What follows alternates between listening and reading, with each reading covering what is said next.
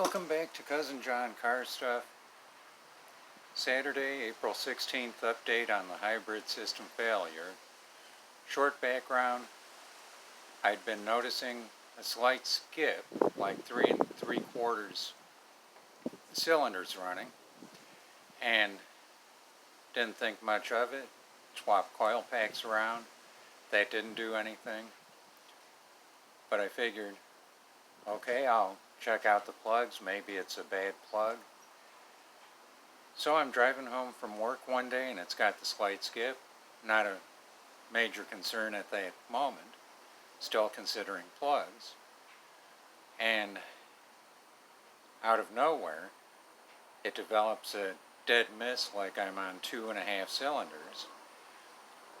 And then the hybrid fault lights up and it says pull over and stop safely, something to that effect. I have a 59-second video. I'll try to get that end card posted, but it had power steering and would just barely move, so I had it towed to the dealer, and dealer reset the codes, which from what I understand you clear the codes, fire it up, see what comes back, because at the time my code reader said 13 faults, which we know not all 13 had to do with that. So dealer resets or clears the codes and it's doing just fine. So I have plugs done and a couple other regular maintenance items. Person from the dealer, well, the dealer personnel, one took it about 40 miles for some dealership business with my permission. Did just fine going out and coming back, around 80-90 miles round trip. And the tech would drive it during lunch, again with my permission, and nothing would come back on fault codes. And it wouldn't repeat what caused the tow to the dealership. So I picked it up from the dealer, and everything seemed fine. Then I noticed the skipping and a bit of misfiring. Now I have a Zurich ZR13 code reader, and it's got the lights at the top. I'll snag that for a moment.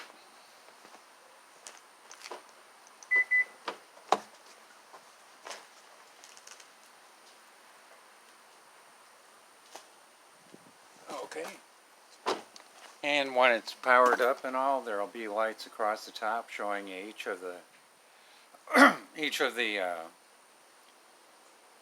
modules or whatnot, evap, catalyst, whatever else, as far as the IM or inspection maintenance codes. So I went back to the dealer and said, I'm starting to feel the skip, it may do it again. And the dealer was, as you know, we're backed up, everybody's keeping their cars, keep driving it, see what happens. So I decided, from doing some research, it could be a bad mass airflow sensor. Got CRC mass airflow sensor cleaner and cleaned it, still no difference. So I bought a new one, and get you off tripod here. I bought this at O'Reilly Auto Parts, and it's OE. All the numbers match up exactly. It's, I don't know if you can see it, but it's PBT GF30. Then you spin it over and turn it around, and it's 902105003 28164 2E000, and everything matches up. It's an OE part from O'Reilly. So I took and put it on, swapped it over. Doesn't take any work whatsoever, but I noticed right in here, there we go, is a bit of a gap, which I figured because with the new one on, the ZR13 Zurich from Harbor Freight was showing massive quantities of misfires. Went to the bank today, or this morning, and saw 720 misfires with it connected. Now, I'd been driving the car with the mass airflow right there unplugged, running like a dream, no muss, no fuss, and the airflow's all set. So I went back to O'Reilly and suggested put you back on tripod here.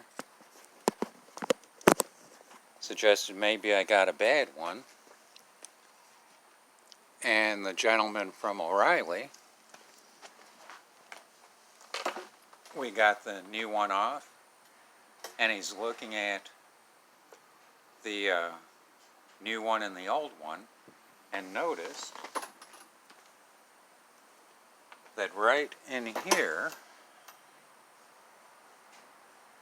right in this area, there's a rubber O-ring that was absent on the new one.